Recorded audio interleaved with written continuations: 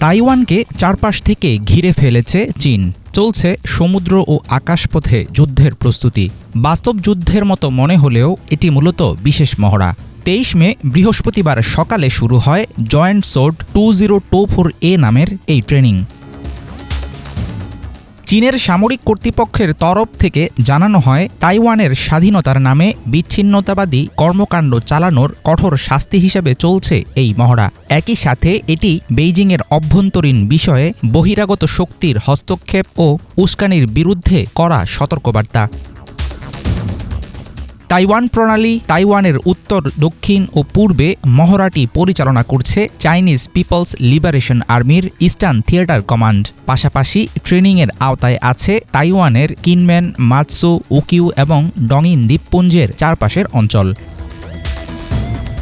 গত 20 মে সোমবার শপথ নেন তাইওয়ানের নতুন প্রেসিডেন্ট লাই চিংতে। শপথ গ্রহণের পর বেইজিংকে ভীতি প্রদর্শন বন্ধের আহ্বান জানিয়েছিলেন তিনি। লাই চিংতের উদ্বোধনী ভাষণের জবাবে কঠিন প্রতিশোধের হুঁশিয়ারি জানিয়েছিল চীন।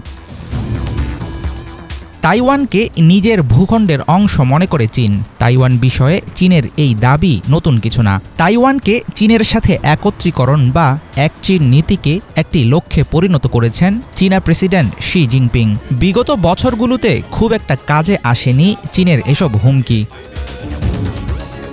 স্বাধীন তাইওয়ান ধারণার কট্টর সমর্থক দেশটির নতুন প্রেসিডেন্ট লাই চিংতে। তার কঠোর অবস্থান তাইওয়ান প্রণালী জুড়ে বাড়িয়ে তুলতে পারে চলমান অস্থিরতা। তাইওয়ানের স্বাধীনতা বিষয়ে নমনীয় নীতি অনুসরণ না করায় আগের তুলনায় বাড়তে পারে চীনা আগ্রাসনের ঝুঁকি। দায়িত্ব নেয়ার পর থেকে চীনের সঙ্গে সংলাপের প্রস্তাব দিলেও প্রত্যাখ্যাত হয়েছেন লাই চিংতে। বরাবরই তাইওয়ানের উপর চীনের সার্বভৌমত্বের দাবির বিরোধিতা করে আসছেন তিনি। তাই চীনের অপছন্দের তালিকায় আছে তার নাম। দক্ষিণ চীন সাগরের দ্বীপাঞ্চল তাইওয়ানকে ঘিরে ক্রমেই বেড়েছে উত্তেজনা। দেশটি নিয়ে দুই মেরুতে অবস্থান চীন ও যুক্তরাষ্ট্রের। চীনের এবারের মহড়া উস্কে দেবে ইন্দো প্যাসিফিক অঞ্চলে চলমান অস্থিরতার আগুন। হাফিজুল ইসলাম, বাংলা ভিশন।